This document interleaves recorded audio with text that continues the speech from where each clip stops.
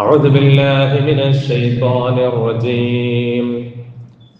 بسم الله الرحمن الرحيم.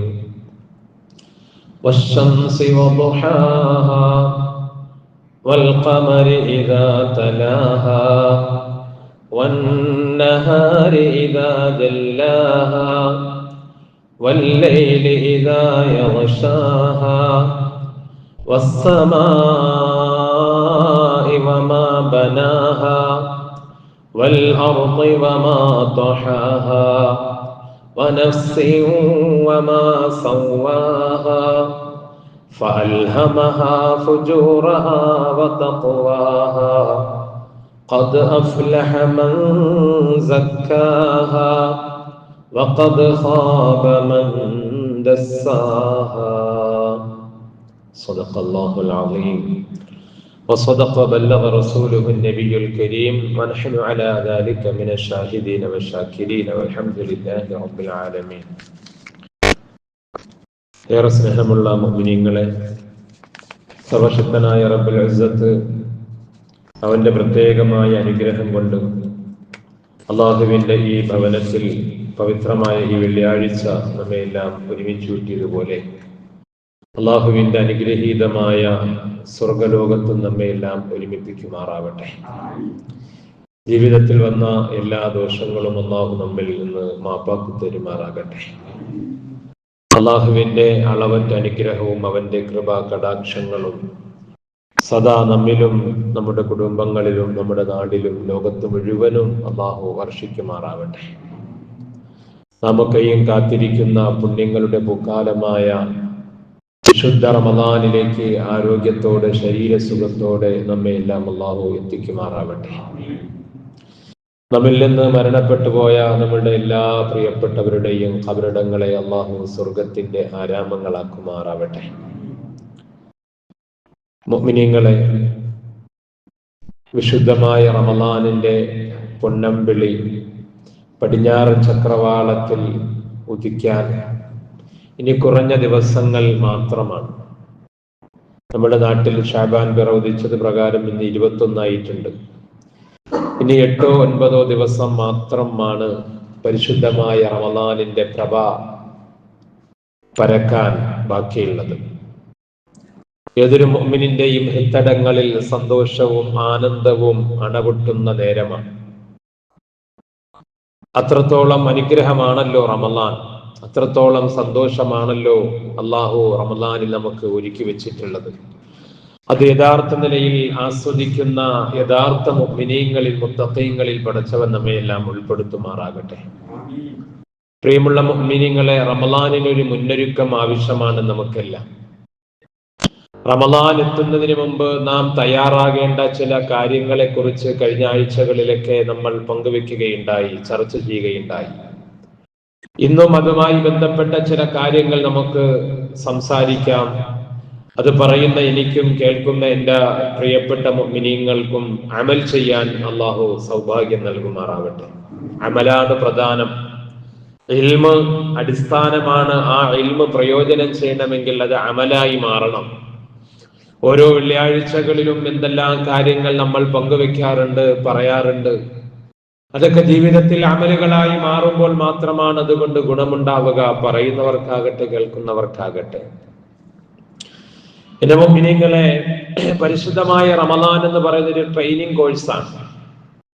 അള്ളാഹുവിന് വേണ്ടി നമ്മുടെ നഫ്സിനെ, അള്ളാഹുവിന് വേണ്ടി നമ്മുടെ ശരീരത്തെ സമർപ്പിക്കുവാനുള്ള ഒരു ട്രെയിനിങ് ആണ് റമദാൻ. വെറുതെ ഒരു പട്ടിണിയൊന്നുമല്ല, വെറുതെ ഒരു നോമ്പല്ല, വെറുതെ ഒരു നോമ്പ് തുറയുമല്ല, വെറുതെ ഒരു തറാവീഹല്ല. അതിനൊക്കെ ആത്മാവുണ്ട്, അതിനൊക്കെ ജീവനുണ്ട്, അതിനൊക്കെ അകക്കാമ്പുണ്ട്. അതുണ്ടാകുമ്പോഴാണ് റമദാൻ റമദാനാവുക, നോമ്പ് നോമ്പാവുക, തറാവീഹ് തറാവാവുക. അതിന്റെ ജീവനില്ല എങ്കിൽ, അതിന്റെ അകക്കാമ്പ് ഉണ്ടാവുന്നില്ല എങ്കിൽ നോമ്പൊരു പ്രഹസനമായി മാറും, തറാവീഹ് ഒരു പ്രഹസനമായി മാറും. റമദാനിന്റെ ആഘോഷങ്ങളും റമദാനിന്റെ ആചാരങ്ങളും വെറും പ്രഹസനങ്ങളായി മാറും. അള്ളാഹു കാത്തിരക്ഷിക്കുമാറാകട്ടെ.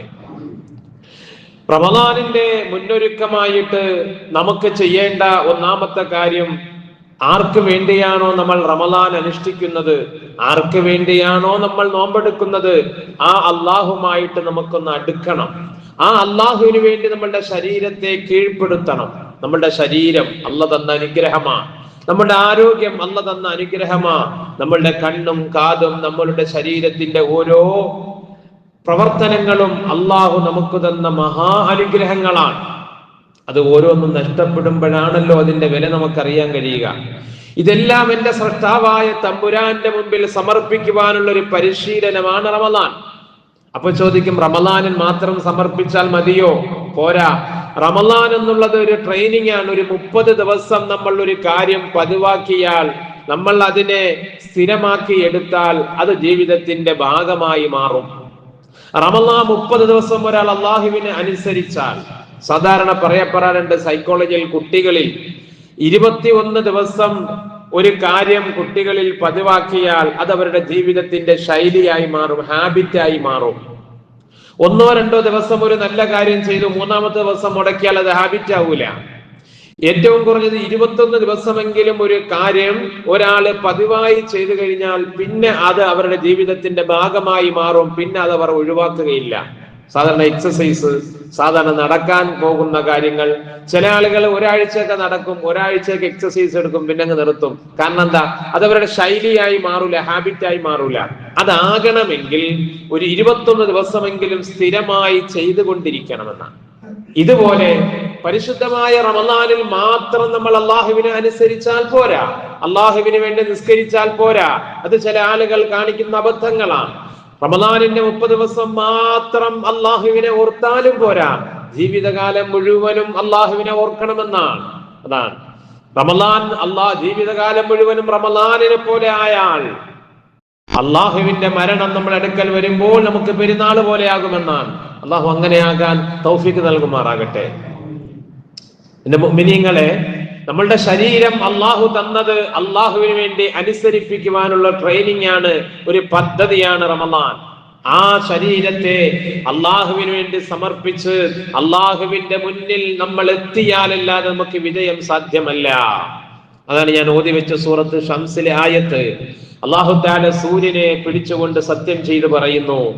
ആ സൂര്യന്റെ പ്രകാശത്തെ പിടിച്ച് സത്യം ചെയ്തിട്ട് പറയുന്നു, വൽ ഖമരി ഇദാ തലാഹ, പ്രകാശം പരത്തുന്ന ചന്ദ്രനെ സത്യം ചെയ്തിട്ട് അല്ലാഹു പറയുന്നു, വല്ലൈലി ഇദാ യഗ്ശാഹ, രാത്രിയുടെ ഇരുളിനെ അല്ലാഹു വിളിച്ചു സത്യം ചെയ്യുന്നു, വന്നഹാരി ഇദാ ജല്ലാഹ, പകലിന്റെ പ്രകാശത്തെ അല്ലാഹു തആല എടുത്തു പറഞ്ഞ് സത്യം ചെയ്യുന്നു, വസ്സമാഇ വമാ ബനാഹ, പ്രവിശാലമായ ആകാശഗംഗയെ സത്യം ചെയ്തിട്ട് അല്ലാഹു പറയുന്നു, വനഫ്സിൻ വമാ സവ്വാഹ, മാത്രമല്ല അല്ലാഹു നമുക്ക് തന്ന ആത്മാവിനെ അല്ലാഹു തആല എടുത്തു പറഞ്ഞ് സത്യം ചെയ്യുന്നു.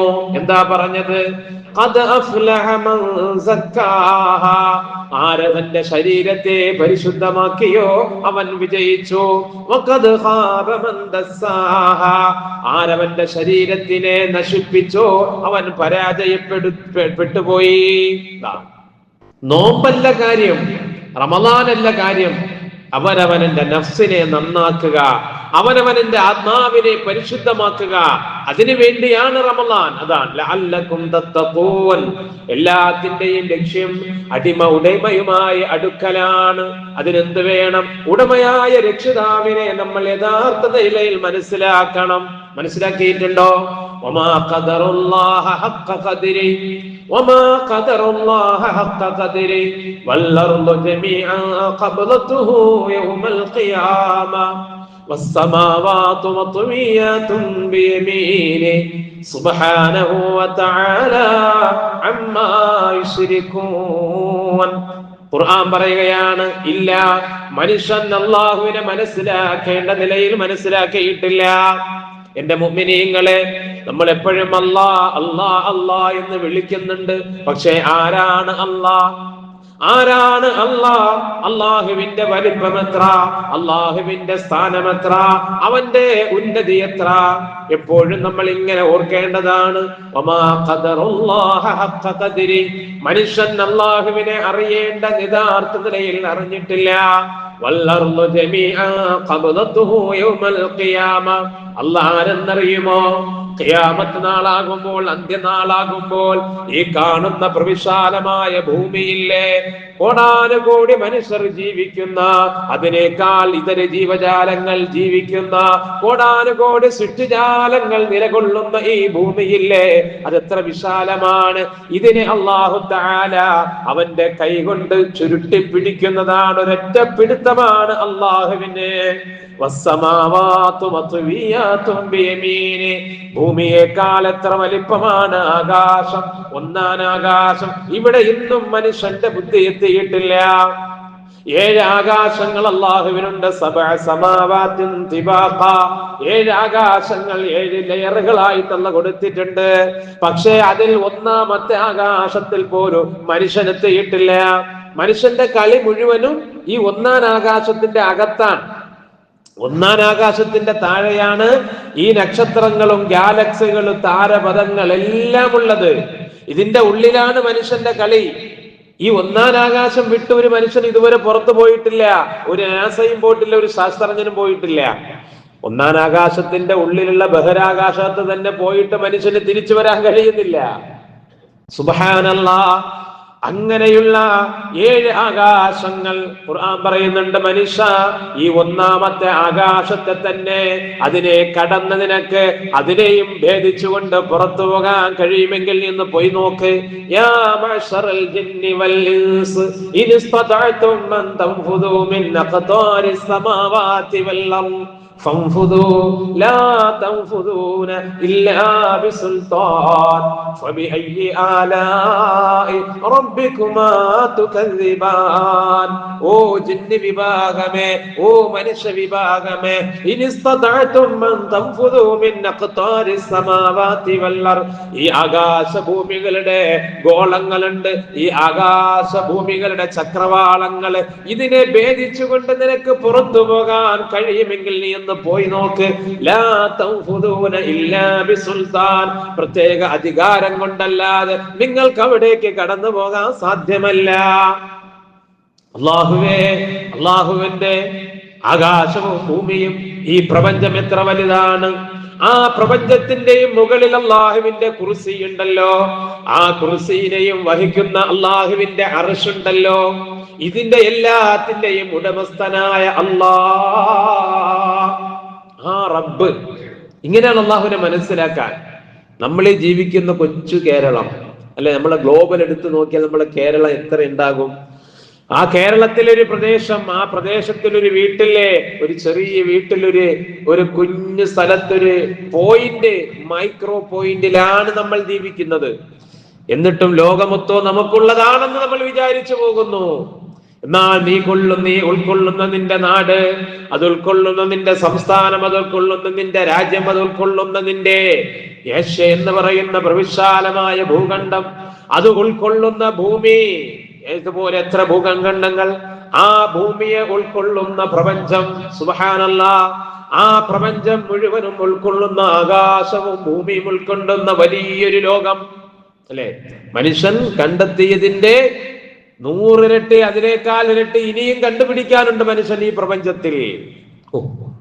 അപ്പൊ പിന്നെ ഈ മനുഷ്യൻ നിന്ന് കാണുന്ന, നമ്മൾ കാണുന്ന ലോകം തന്നെ എത്രയുണ്ട്? അപ്പൊ കാണാത്ത ലോകം എത്രയുണ്ട്?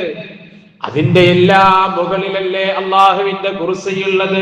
വസിഅ കുർസിയ്യുഹു സമാവാതി വൽ അർള്. അല്ലാഹുവിന്റെ കുർസി ആകാശ ഭൂമികളെ വിശാലമാക്കിയിരിക്കുന്നു. ആകാശ ഭൂമികളെക്കാൾ വിശാലമാണ് അല്ലാഹുവിന്റെ കുർസി അല്ലെ. അപ്പൊ അല്ലാഹുവിന്റെ അർശോ അല്ലെ, അർ-റഹ്മാനു അലൽ അർശി ഇസ്തവാ. അല്ലാഹുവിനെ കുറിച്ച് മനസ്സിലാക്കണം. ഇടയ്ക്കിടയ്ക്ക് ഇങ്ങനെ റബ്ബിനെ കുറിച്ച് ചിന്തിക്കണം, റബ്ബിനെ കുറിച്ച് ഓർമ്മിക്കണം. അപ്പോഴാണ് അള്ളാഹുവിനോട് നമുക്ക് സ്നേഹം ഉണ്ടാവുക. അപ്പോഴാണ് നമുക്ക് അള്ളാഹുവിനെ കുറിച്ച്, അള്ളാഹുവിനോട് അടുപ്പം ഉണ്ടാവുക. നമ്മൾ ഒരു ദിവസം നേരം വെളുത്താൽ ഉറങ്ങുന്നത് വരെ ആരുടെ എല്ലാ കാര്യങ്ങൾ ആലോചിക്കുന്നു, ഏതെല്ലാം കാര്യങ്ങൾ നമ്മൾ ചർച്ച ചെയ്യുന്നു, എന്തെല്ലാം വിഷയങ്ങൾ നമ്മൾ സംസാരിക്കുന്നു, എന്തെല്ലാം കാര്യങ്ങൾ മറ്റുള്ളവരുമായി ചർച്ച ചെയ്യുന്നു ഇല്ലേ. പക്ഷേ അള്ളാഹുവിനെ കുറിച്ച് ഓർമ്മിക്കാൻ എത്ര സമയം നമുക്ക് കിട്ടും? ഈ കണ്ട മനുഷ്യനെ കുറിച്ചൊക്കെ ഓർത്തിട്ടും ചർച്ച ചെയ്തിട്ടും 5 പൈസയുടെ ഗുണമുണ്ടാ, 8 കാശിന്റെ പ്രയോജനം ഉണ്ടാ. എന്റെ മുഅ്മിനീങ്ങളെ, മറിച്ച് അള്ളാഹുവിനെ കുറിച്ച് ഒരല്പസമയം നമ്മൾ അള്ളാഹുവിന് വേണ്ടി മാറ്റിവെച്ച് ഈ ഉടമസ്ഥനായ റബ്ബിനെ കുറിച്ച് ആലോചിക്കണേ. എനിക്ക് ജീവിതം തന്ന അല്ലാ, എനിക്ക് ജീവൻ തന്ന അല്ലാ, എനിക്ക് എല്ലാം തന്ന അല്ലാ, ആ അള്ളാഹുവിനെ കുറിച്ച് നീ ഓർമ്മിക്കണേ. മൻ ദക്കറനി ഫീ നഫ്സിഹി ദക്കർതുഹു ഫീ നഫ്സി. ആരാണോ അവൻ ഒറ്റയ്ക്കിരുന്നവന്റെ നഫ്സിൽ അവന്റെ ഖൽബിൽ എന്നെ ഓർക്കുന്നത്, അവനെ ഞാനും ഓർക്കുമെന്ന് ഖാലല്ലാഹു അസ്സ വജൽ.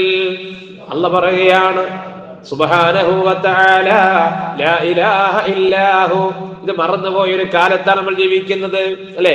പഴയ കാലത്തൊക്കെ ഉസ്താദന്മാർ ഇങ്ങനെ വാഴ്ന്നു പറഞ്ഞിട്ട് ഖാലല്ലാഹു അസ്സ വജൽ എന്ന് പറയുമ്പോൾ എല്ലാവരും എന്ത് പറയും? സുബ്ഹാനഹു വ തആല, ലാ ഇലാഹ ഇല്ലാഹു.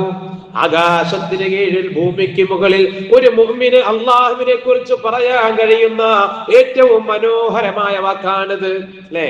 അതൊക്കെ നമ്മൾ ഇങ്ങനെ ഇടയ്ക്ക് പറഞ്ഞുകൊണ്ടിരിക്കണം. വെറുതെ ഒരു രസത്തിന് വേണ്ടി, ഒരു പ്രാസത്തിന് വേണ്ടി പറയുന്നതല്ല. സുബ്ഹാനഹു വ തആല, അല്ലാഹ് എത്ര പരിശുദ്ധനാ, അല്ലാഹ് എത്ര ഉന്നതനാ. ലാ ഇലാഹ ഇല്ലാഹു, അവനല്ലാതൊരു ഇലാഹില്ലല്ലോ എന്നാണ്.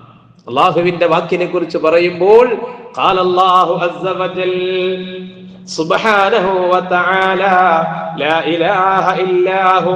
ഇതൊക്കെ നമ്മളുടെ മുൻഗാമികൾ നമുക്ക് കാണിച്ചു തന്ന നല്ല മാതൃകളെ. ആരെ കുറിച്ചാ പറയുന്ന വാക്ക്? അള്ളാഹുവിനെ കുറിച്ച് പറയുന്ന വാക്കല്ലേ?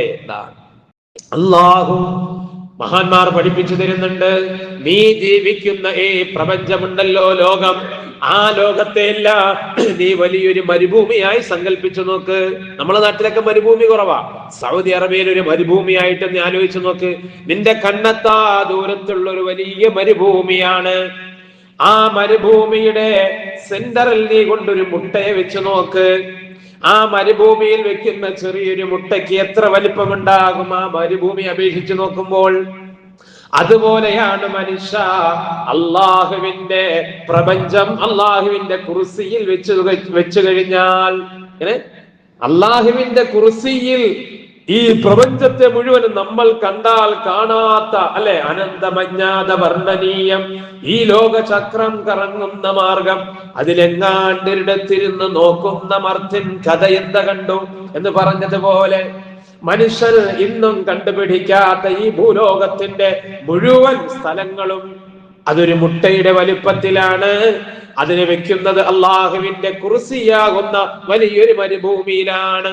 എന്നിട്ടോ ആ കുർസിയിനെയും വഹിക്കുന്ന അള്ളാഹുവിന്റെ അർശുണ്ടല്ലോ, ആ അർശിനെ വലിയൊരു മരുഭൂമിയായി നിങ്ങൾ സങ്കല്പിച്ചാൽ ആ മരുഭൂമിയുടെ നടുക്കിരിക്കുന്ന ഒരു മുട്ടയുടെ വലിപ്പം മാത്രമാണ് അള്ളാഹുവിന്റെ കുർസിയിലുള്ളത്. അപ്പൊ അള്ളാഹ് ആരാ? അപ്പൊ അള്ളാഹു ആരാ? അല്ലാഹു ലാ ഇലാഹ ഇല്ലാ ഹുവൽ ഹയ്യുൽ ഖയ്യൂം. ഇങ്ങനെ ഓർക്കണം അള്ളാഹുവിനെ കുറിച്ച്, ഇങ്ങനെ ചിന്തിക്കണം. അള്ളാഹുവിനെ കുറിച്ച് ഓർക്കാൻ കൂടുതലൊന്നും പഠിക്കണ്ട, ഞാൻ എന്നിലേക്ക് നോക്കിയാൽ മതി, അല്ലെ? മൻ അറഫ നഫ്സഹു ഫഖദ് അറഫ റബ്ബ. അല്ലെ? ശരീരത്തിലുള്ള ആയിരക്കണക്കിന് ഫംഗ്ഷനുകൾ നമ്മുടെ ശരീരത്തിൽ അല്ലാഹ് തന്നിട്ടുണ്ട്, അല്ലെ? അതിൽപ്പെട്ട ഒന്നാണ് പാൻക്രിയാസ് ഗ്രന്ഥി. ആ പാൻക്രിയാസിൽ നിന്ന് ആയിരക്കണക്കിന് സംഗതികൾ ഉൽപ്പാദിപ്പിക്കുന്നുണ്ട്. അതിൽപ്പെട്ട ഒരു സാധനം മാത്രമാണ് ഏത്? ഷുഗർ പറയുന്ന സംഭവം, അല്ലെ? ഷുഗർ, ശരീരത്തിൽ ഷുഗർ ഉണ്ടാക്കുന്നത് ഇതുകൊണ്ടാണ്. നമ്മൾ പുറത്തു നിന്നുകൊണ്ട് ആയിരക്കണക്കിന് ദിവസവും 2-3 നേരം 40 പോയിന്റ് 50 പോയിന്റ് കുത്തിവെക്കുന്ന സാധനം ഇൻസുലിൻ ഉൽപ്പാദിപ്പിക്കുന്നത് ഈ പാൻക്രിയാസ് ഗ്രന്ഥി. ആ ഗ്രന്ഥി ഇൻസുലിൻ മാത്രമല്ല, അതുപോലെ എന്തെല്ലാം സംഗതികൾ ഉൽപ്പാദിപ്പിക്കുന്നുണ്ട്. അതിൽപ്പെട്ട ഒന്ന് ശരീരത്തിൽ ഇൻസുലിൻ ഉൽപ്പാദിപ്പിക്കുന്നത് കുറയുമ്പോഴാണ്. അത് കാരണം ഷുഗർ, നമ്മൾ പറയുന്നത് ഷുഗർ എന്ന് പറയുന്നത് സൈലന്റ് കില്ലറാണ്. ശരീരത്തിനെ കാർന്ന് തിന്നും ഷുഗർ, അല്ലെ? അറിയാതെ അറ്റാക്ക് വരും, അല്ലെ? അറിയാതെ കണ്ണിന്റെ കാഴ്ച നഷ്ടപ്പെടും, അറിയാതെ ശരീരത്തിന്റെ ഞരമ്പുകൾ ഉണങ്ങിപ്പോകും. ഏത് കുറയുമ്പോൾ? ഇൻസുലിന്റെ ഉൽപാദനം കുറയുമ്പോൾ. അതുപോലെ ആയിരക്കണക്കിന് അല്ലാഹു തആല ഫംഗ്ഷൻ നമ്മുടെ ശരീരത്ത് തന്നിട്ടുണ്ട്. അപ്പൊ നമ്മൾ എന്താ സ്വന്തം ശരീരത്തെ കുറിച്ച് ചിന്തിച്ചാൽ മതി. മൻ അറഫ നഫ്സഹു ഫഖദ് അറഫ റബ്ബ. ആ റബ്ബിനെ നമുക്ക് ഓർമ്മിക്കാൻ എത്ര സമയമുണ്ട്. അല്ലാഹു നമുക്ക് തൗഫീഖ് നൽകട്ടെ. എന്റെ മുഅ്മിനീങ്ങളെ, പരിശുദ്ധമായ റമളാൻ കടന്നു വരുമ്പോൾ റമളാനിൽ നോമ്പെടുക്കണം ആഗ്രഹിച്ചോ? റമളാനിൽ തറാവീഹ് നിസ്കരിക്കണം ആഗ്രഹിച്ചോ? എന്തിന്റെ പേരിൽ? എന്റെ റബ്ബിനോടുള്ള സ്നേഹത്തിന്റെ പേരിലാകണം. അതാണ് അടിസ്ഥാനം. എന്റെ റബ്ബിനോടുള്ള തഖ്വയുടെ ഭാഗമായിട്ടായിരിക്കണം. അതൊന്നുമില്ല എങ്കിൽ വരുന്ന റമളാൻ കഠിനമായ ചൂടായിരിക്കും. നമ്മൾ പരസ്പരം പറയാറുണ്ട്, എങ്ങനെ ആയിരിക്കും എന്തോ റമളാൻ അറിയാൻ വയ്യ. റമളാൻ എടുത്തുകൊണ്ട് കടപ്പുറത്തും പോണം, നോമ്പെടുത്തുണ്ട് അല്ലെ, നോമ്പെടുത്തുകൊണ്ട് ജോലി ചെയ്യണം, പശുവിനെ വളർത്തണം, എങ്ങനെയാണോ എന്തോന്ന് അറിയില്ല അല്ലെ. വലിയ ബുദ്ധിമുട്ടാകും, പ്രയാസമാകും. എന്തുകൊണ്ട്? അതൊക്കെ എന്തോ റമളാൻ ഒരു പ്രഹസനമായിട്ടോ ആചാരമായിട്ടോ അതല്ലെങ്കിൽ ചില ആളുകൾ ആഘോഷമായിട്ടോ കാണുമ്പോഴാണ്. മറിച്ച് എന്റെ രക്ഷിതാവിന് വേണ്ടി, അവിടെ പിന്നെ എനിക്ക് സാഹചര്യങ്ങൾ അനുകൂലമാണോ പ്രശ്നമല്ല, സാഹചര്യങ്ങൾ പ്രതികൂലമാണോ പ്രശ്നമല്ല, എന്റെ റബ്ബിന് വേണ്ടിയല്ലേ ഞാൻ ചെയ്യുന്നത്, എന്റെ റബ്ബല്ലേ ഇത് മുഴുവനും എനിക്ക് തന്നത്. അതുകൊണ്ട് റബ്ബിനെ കൂടുതൽ അടുത്തറിയണേ. വമാ ഖദറുല്ലാഹ ഹഖ്ഖ ഖദരി വമാ ഖദറുല്ലാഹ ഹഖ്ഖ ഖദരി. നിങ്ങൾ അല്ലാഹുവിനെ അറിയേണ്ടതിൽ അറിഞ്ഞിട്ടില്ല. അങ്ങനെ അറിഞ്ഞിരുന്നുവെങ്കിൽ മനുഷ്യ അതിൽ നിന്നൊരു തെറ്റും വരികയില്ലല്ലോ. മനുഷ്യ, നീ റബ്ബിനെ കുറിച്ച് നല്ല നിലയിൽ നിനക്ക് ബോധമുണ്ടെങ്കിൽ നിനക്ക് എങ്ങനെയാണ് തെറ്റ് ചെയ്യാൻ കഴിയുക? അല്ലെ, മഹാനായ അഹ്മദ് ബിൻ ഹംബൽ റളിയല്ലാഹു തആല അൻഹു 7 ലക്ഷം ഹദീസ് മനഃപ്പാഠമാക്കിയ ഒരു മഹാനാണ്. 7000-ലധികം ഹദീസുകൾ ക്രോഡീകരിച്ച ഒരു കിതാബിന്റെ ഗ്രന്ഥരചയിതാവാണ് മഹാനായ അഹ്മദ് ബിൻ ഹംബൽ റളിയല്ലാഹു തആല. വലിയ മഹാനാ, വലിയ പണ്ഡിതനാണ്.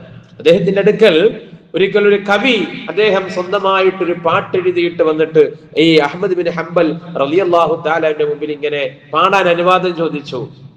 മഹാനവറുകൾ കിതാബ് ഇങ്ങനെ നോക്കിക്കണ്ട് റഫർ ചെയ്തുകൊണ്ടിരിക്കുകയാണ്. ആ സമയത്താണ് ഇദ്ദേഹം വന്നിട്ട് പറഞ്ഞത്, എനിക്കൊരു പാട്ട്, ഒരു കവിത ഞാൻ എഴുതിയിട്ടുണ്ട്, അങ്ങയുടെ മുമ്പിൽ ഞാനൊന്ന് അവതരിപ്പിക്കട്ടെ എന്ന്. മഹാനവർ പറഞ്ഞു, നിങ്ങൾ പറഞ്ഞോ, നിങ്ങൾ ചൊല്ലിക്കോ. അപ്പോഴെങ്ങനെ ആ കവി പാടാൻ തുടങ്ങി. ഇദാ മാ ഖലൗത ദഹറ യൗമൻ ഫലാ തഖുൽ ഖലൗതു വലാകിൻ ഖുൽ അലയ്യ റഖീബു ولا تحسبن الله يغفر ساعة ولا أن ما يخفى عليه يغيب لهونا لعمر الله حتى تتابعت ذنوب على صارهن ذنوب فيا ليت أن الله يغفر ما مضى ويعذل في توبتنا فنتوب. ഇങ്ങനെ കവിത കേട്ടു.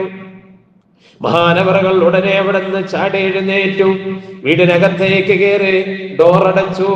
കുറെ സമയം കഴിഞ്ഞിട്ടും പുറത്തേക്ക് വന്നിട്ടില്ല. ശിഷ്യന്മാരൊക്കെ വന്ന് നോക്കി. ആ കവിയോട് ചോദിച്ചു, നിങ്ങൾ എന്തിനാണ് പാടിയത്? എന്തിനാണ് മഹാനവറുകൾ വീടിനകത്ത് കയറി കതവടച്ചത്, പുറത്തേക്ക് ഇറങ്ങാത്തത്?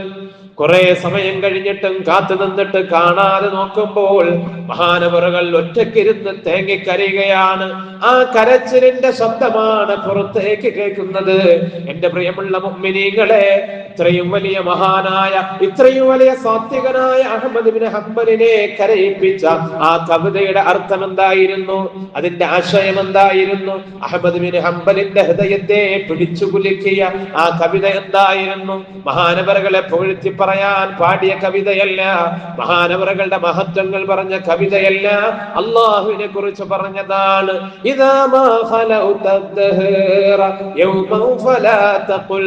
മനുഷ്യ, നീ എപ്പോഴെങ്കിലും ഒറ്റയ്ക്കിരിക്കുമ്പോൾ, നീ ഏകാന്തതയിലിരിക്കുമ്പോൾ ഞാൻ ഒറ്റയ്ക്കാണല്ലോ എന്ന് നീ വിചാരിക്കരുതേ. അപ്പോഴാണ് മനുഷ്യന് തെറ്റ് ചെയ്യാൻ തോന്നുന്നത്. ഞാൻ ഒറ്റയ്ക്കാണ്, ആരും എന്നെ കാണുന്നില്ല, ആരും എന്നെ ശ്രദ്ധിക്കുന്നില്ല, ഞാൻ ആരുടെ മുമ്പിലും എനിക്ക് നാണക്കേടില്ല. അല്ലെ, എന്ത് തെറ്റ് ചെയ്താലും അവിടെ നീ ഓർത്തേണ്ടത്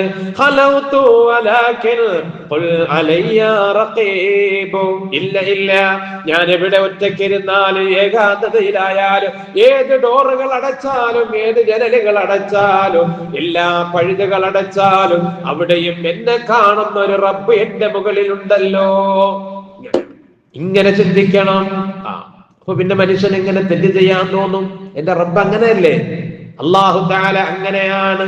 മനുഷ്യൻ ഒറ്റയ്ക്കിരിക്കുമ്പോൾ ഏകാന്തതയില് അല്ലെങ്കിൽ ആരും കാണുന്നില്ല എന്നൊരു സമയമുണ്ടാകുമ്പോഴാണ് തെറ്റ് ചെയ്യാൻ കൂടുതൽ സാധ്യത. ആളുകൾ കാണക്കെ ചെയ്യാൻ ആരും തയ്യാറാവില്ലല്ലോ, അല്ലേ? പിന്നെ ക്യാമറയിലൊക്കെ കൊടുക്കുന്നത് എങ്ങനെയാണ്?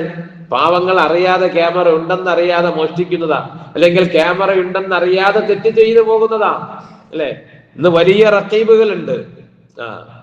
അല്ലാഹു തആല ഇതൊക്കെ കാണുന്നുണ്ട് എന്നതിന്റെ ഒരു സാമ്പിളായിട്ട് അല്ലാഹു തആല തരുന്ന, എങ്ങോട്ട് തിരിഞ്ഞാൽ ഇന്ന് എന്താണുള്ളത്? ക്യാമറ ഉണ്ട്, അല്ലെ? ഈ ക്യാമറകളെല്ലാം ഒപ്പിയെടുക്കുമെങ്കിൽ പിന്നെ അള്ളാഹുവിന്റെ ക്യാമറയുടെ പവർ എത്രയായിരിക്കും? ഈ അടുത്തൊരു സഹോദരൻ പറഞ്ഞ് ഏകദേശം 200 മീറ്ററിന് അകലെ നിന്നുകൊണ്ട് സംസാരിച്ചാലും ക്യാമറയിൽ സൗണ്ട് കിട്ടുമെന്ന് പറഞ്ഞിട്ടുണ്ട്.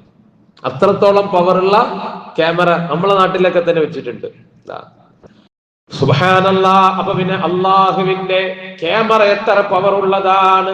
ആ റബ്ബിനെ നമ്മൾ ഓർമ്മിക്കണം. ഒരു ക്യാമറയുടെ കണ്ണില്ലെങ്കിലും എല്ലാ ക്യാമറകൾ അടഞ്ഞാലും, അതാണ് അഹ്മദ് ഹംബലിന്റെ അടുക്കൽ വന്ന് കവി പാടിയത്,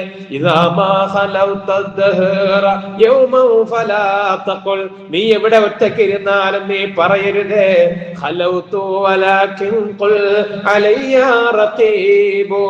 എന്റെ മേലെല്ലാം കാണുന്ന ഒരാളുണ്ടെന്ന് നീ ഓർമ്മിക്കണം. ആ റബ്ബിന് വേണ്ടിയാണ് നിന്റെ ഇബാദത്ത്. അതാണ് ഇഹ്സാൻ ഉണ്ടാകണം. അള്ളാഹു നമുക്ക് നൽകുമാറാകട്ടെ. അപ്പൊ റമളാൻ വരുമ്പോൾ ആ റമളാനിന് വേണ്ടി ഒരുക്കത്തിന് നമ്മൾ അള്ളാഹുമായിട്ട് അടുത്ത് അള്ളാഹുവിനെ അറിയണം, അള്ളാഹുവിനെ ഓർമ്മിക്കണം. അള്ളാഹു നമുക്ക് തന്ന അനുഗ്രഹങ്ങളെ കുറിച്ച് കുറച്ചു സമയം ചിന്തിക്കണം. ഒറ്റയ്ക്കിരിക്കണം എന്റെ മുഅ്മിനീങ്ങളെ. എപ്പോഴും ആളുകളുമായിട്ട്, അല്ലെങ്കിൽ ആളുകളുടെ സാന്നിധ്യം നമ്മുടെ മൊബൈലുകളാണ്. ആളുകളുമായിട്ട് സമ്പർക്കം പുലർത്താൻ മനുഷ്യന് സമയമില്ല, മറിച്ച് മൊബൈലാണ്. അതൊക്കെ മടക്കി വെച്ചിട്ട് ഒരു മുഅ്മിനാണോ, സത്യവിശ്വാസിയാണോ, നിന്റെ സൃഷ്ടാവിനെ കുറിച്ച് ഓർമ്മിക്കാൻ ഒരു അല്പസമയം കണ്ടെത്ത്. അവിടെ ആരും വേണ്ട, നീയും നിന്റെ റബ്ബ് മാത്രം മതി. അല്ലാഹുവിനെ ഓർത്തുകൊണ്ടിരിക്കണം. വലാ തഹ്സബന്നല്ലാഹ യഗ്ഫിലു സഅതൻ വലാ അന്നമാ യഖഫാ അലൈഹി യഗീബു. ഒരു നിമിഷം പോലും നിന്റെ റബ്ബ് നിന്നിൽ നിന്ന് മറയുമെന്ന് നീ വിചാരിക്കരുതേ. അങ്ങനത്തെ ഒരു നിമിഷവും നിനക്കുണ്ടാവൂല. നിന്റെ റബ്ബിൽ നിന്ന് നീ മറയുന്ന ഒരു നിമിഷവും ഈ ഭൂമിയിൽ നിനക്കുണ്ടാവൂല. എവിടെ എന്ത് ചെയ്യാൻ നീ ചെന്നാലും, ആരുടെ കണ്ണവിടെ വന്നില്ലെങ്കിലും അവിടെ നിന്റെ റബ്ബുണ്ടാകും. വഅസ്റൂ ഖൗലകും അബ്ജഹറൂ ബിഹി ഇന്നഹു അലീമുൻ ബിദാത്തിസ് സുദൂർ. അല്ലേ? സൂറത്തുൽ മുൽക്കിലെ ആയത്ത് എല്ലാ ദിവസവും നമ്മൾ പാരായണം ചെയ്യുന്ന സൂറത്തിലെ ആയത്താണ്. വഅസ്റൂ ഖൗലകും.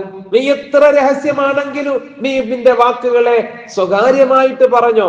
അബ്ജഹറൂ ബി, അല്ലെങ്കിൽ നിങ്ങൾ പരസ്യമായിട്ട് പറഞ്ഞോ.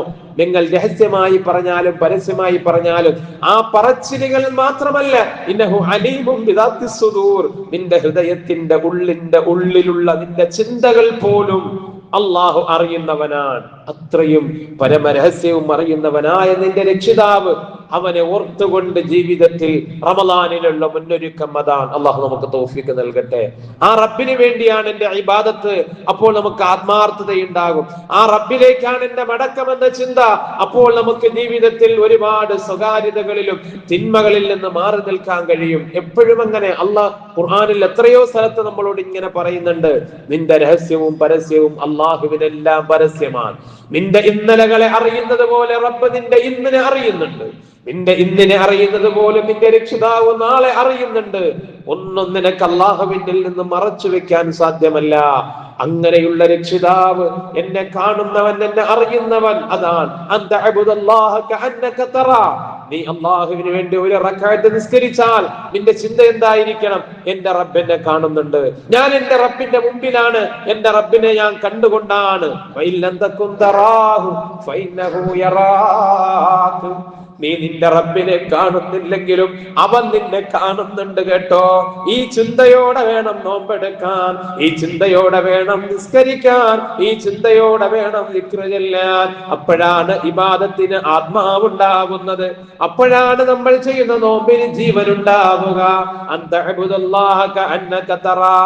നബിയെ ഇഹ്സാൻ എന്നാൽ എന്തെന്ന് എനിക്ക് പറഞ്ഞു തരുമോ എന്ന് മുഖറബുൽ അംലാഖ് മലക്ക് ജിബ്രീൽ അലൈഹിസ്സലാത്തു വസ്സലാം തിരു മുസ്തഫയോട് ചോദിച്ചപ്പോൾ ഹബീബ് മുഹമ്മദ് മുസ്തഫ സല്ലല്ലാഹു അലൈഹി വസല്ലം പറഞ്ഞതാണ്, നീ റബ്ബിന് വേണ്ടി ഇബാദത്ത് ചെയ്യുമ്പോൾ അല്ലാഹുവിനെ കാണുന്നത് പോലെ ഇബാദത്ത് ചെയ്തോ. നീ അവനെ കാണുന്നില്ലെങ്കിലും ഫഇന്നഹു യറാക്, അവൻ നിന്നെ കാണുന്നുണ്ട്. ഇഹ്സാനില്ലാത്ത ഇബാദത്ത് അല്ലാഹുവിന് വേണ്ട, അത് ആളുകൾക്ക് വേണ്ടിയുള്ളതായി പോകും, മറ്റുള്ളവർക്ക് വേണ്ടിയുള്ളതായി പോകും. അല്ലാഹുവിനെ ഇഖ്ലാസോടെ ഇബാദത്ത് ചെയ്യാൻ നമുക്ക് തൗഫീഖ് നൽകുമാറാവട്ടെ.